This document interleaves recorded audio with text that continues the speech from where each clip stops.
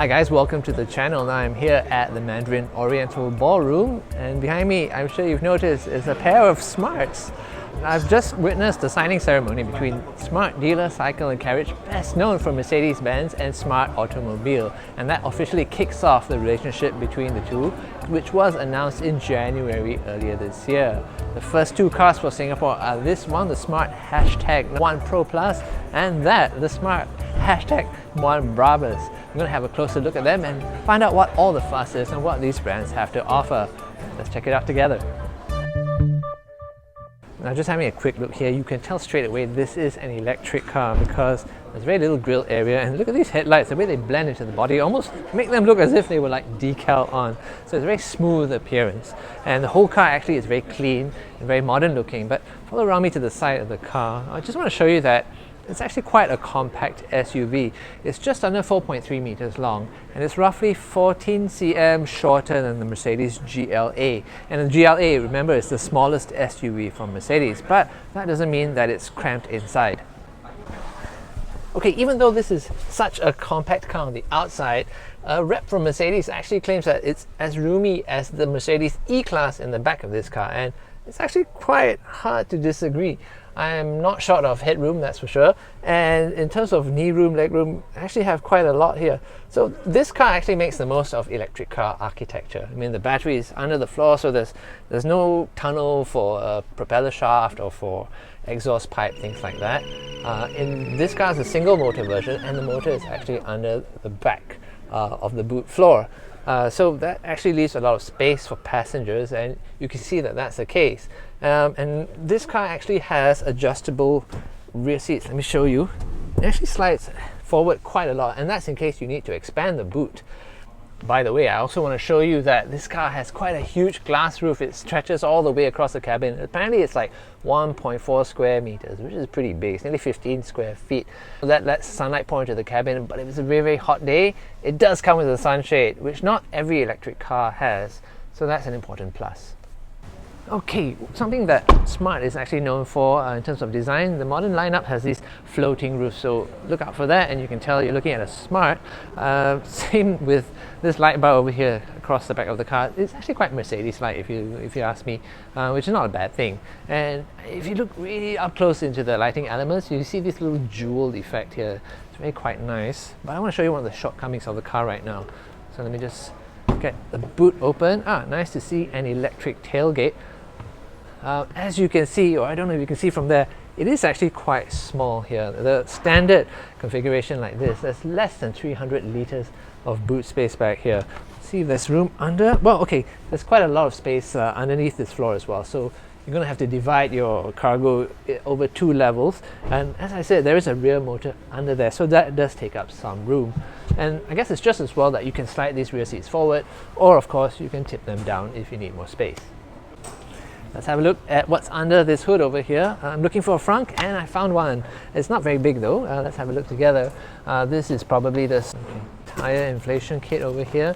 And you know, you're not supposed to store a lot of stuff in the front of an electric car, but it's nice to have one anyway. You can keep odds and ends here to keep the back of the car neat.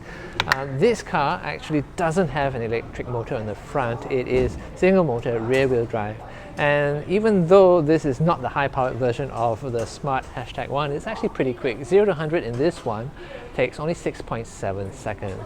And that's because it has 272 horsepower. This being an electric car, you'll want to know about the range. Now, both of the #1s have a 66 kilowatt hour battery pack, and in this car, because it's single motor, it's good for 420 kilometers on a single charge. That's according to the WLTP testing protocol. And the Brabus, well, that has 2 motors, so that has slightly less range, 400 kilometers. This is my first time sitting inside the car, and the first impression is the quality is actually quite high.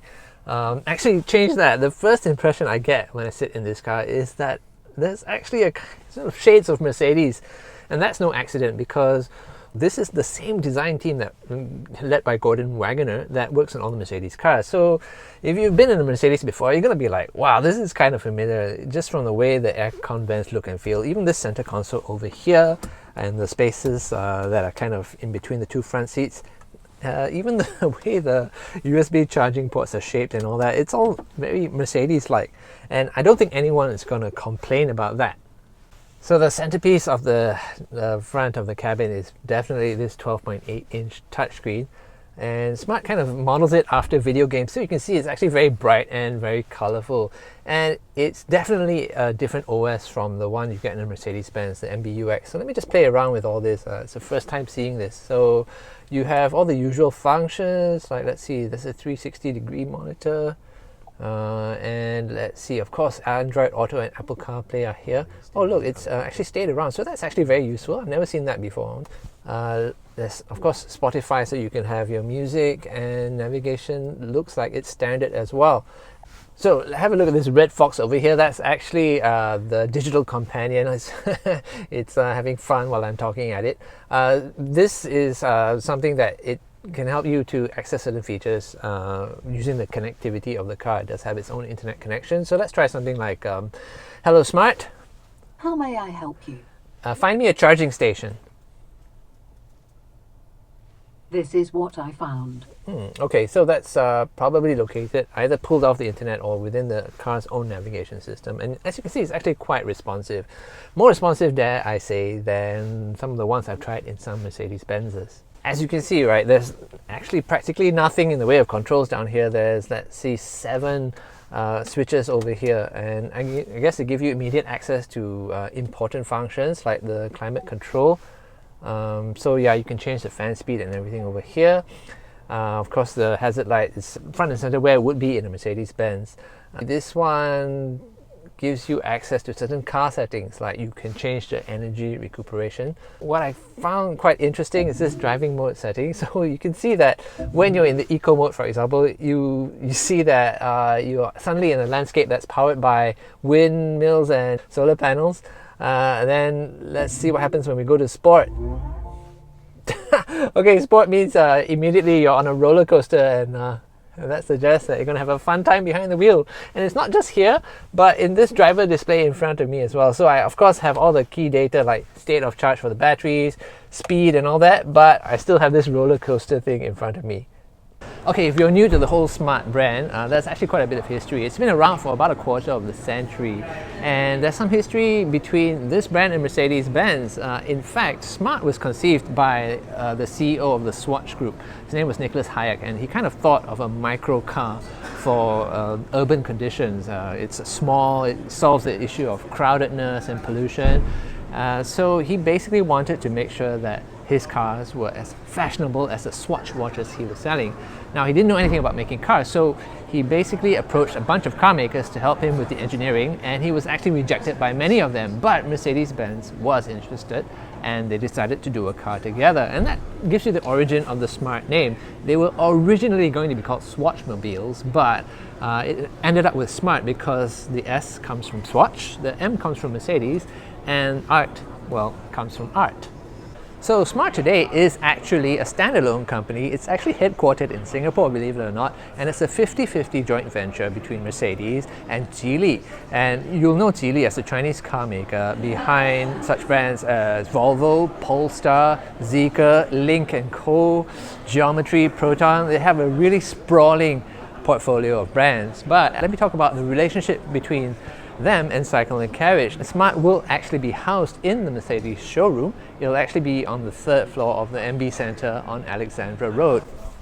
Okay, I can finally get my grubby hands on this version. This is the Smart #1 Brabus. Now, Brabus is a high-performance sort of tuning company from Germany. They've collaborated with Smart before, and they're actually in the 90s known for taking Mercedes-Benzes and making them go super fast, like more than 300 kilometers an hour kind of fast. So you know what to expect from this car. You can tell just by looking. It's got these some fake air vents over here. You've got sporty red trim, and I like this really matte kind of finish for the paint here.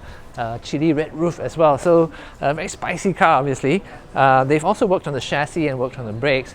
This version has twin motors, front and back, 4-wheel drive, 428 horsepower, and that's enough to launch this baby from 0 to 100 in just 3.9 seconds. So it's fast enough to give some Italian supercars a run for its money.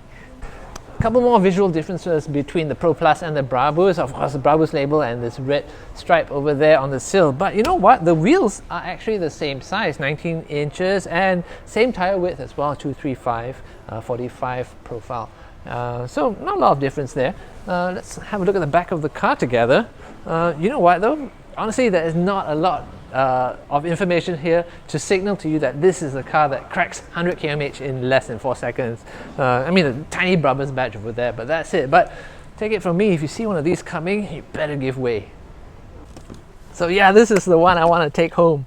And this one is the high performance version, and it actually looks the part as well, because Brabus has also waved its magic wand over the interior. So you've got this sort of bucket style, racing car style front seats, which I like. This is embossed B over here that tells you like who tuned the car. And let's see what else I have. Okay, this steering wheel has got contrast stitching, which I really like, and it's also coated in Alcantara. And Alcantara is like a lightweight sort of synthetic material that is designed to be quite high friction, and of course they use it in racing cars a lot. But apart from contrast stitching and racing materials, I've also noticed that the dashboard treatment is slightly different in this car. The panels are backlit and they actually look very nice, and the ambient lighting of this cabin is actually much more comprehensive. Even the aircon vents have their own lighting, and you can actually tie that with the driving mode. So let me just change it to Eco, and you can see everything turns green. But speaking of driving modes, I noticed that this car actually has a Brabus driving mode.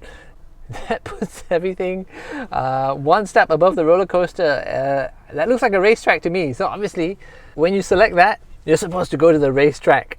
So that's a really quick look at the new Smart #1 Pro Plus and the Brabus. Now, one thing I haven't talked about is price, and that's because it's not out yet.